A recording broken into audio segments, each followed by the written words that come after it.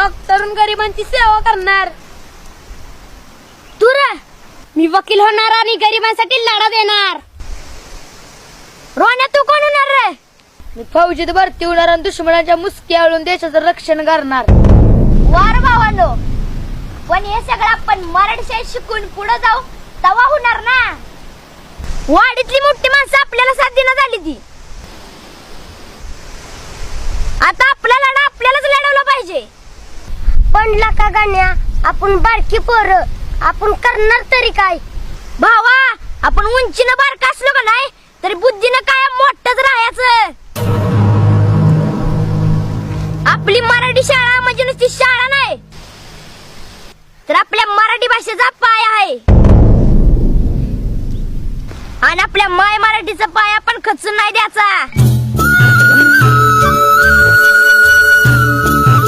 अरे, आपल्या मराठी शाळेने लय जणांनी मोठं केलं, पण आता आपल्या शाळेलाच मोठं करायची वेळ आली. आपण आजपर्यंत वया, पुस्तक, कपडे याच्यासाठी हात धरला, पण आपण आता आपल्या ज्ञान मंदिरासाठी हात धरायचा. वाडीतल्या माणसांनी दाखल्यासाठी केलेला अर्ज माग्याला भाग पाडायचं. मम्मी, मम्मा अशा 3-4 आया नाही ते आपल्याला.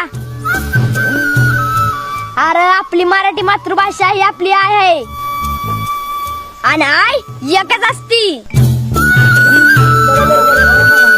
गण्या, भावा बरोबर बोलतीस तू. बोल. सर, वाडीतल्या सर्व पालकांनी दाखल्यासाठी केलेले अर्ज माघार घेतले. काय? अभिनंदन सावंत सर. अहो, ही तर आनंदाची बातमी. म्हणजे आपल्या गावातील पालकांना मराठी शाळेचं महत्व लक्षात आलं म्हणायचं.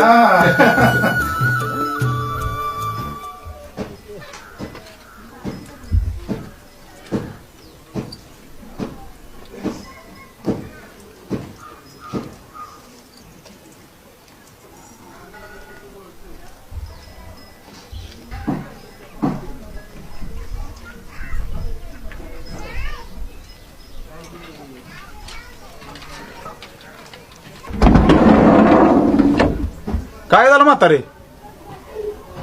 बसव ना तुला गाडीत. नाही बाबा बसवीत. माझा पण ना तुम्हाला इसरत पण मराठी शाळेला इसरत नाही. जाते मी. तुला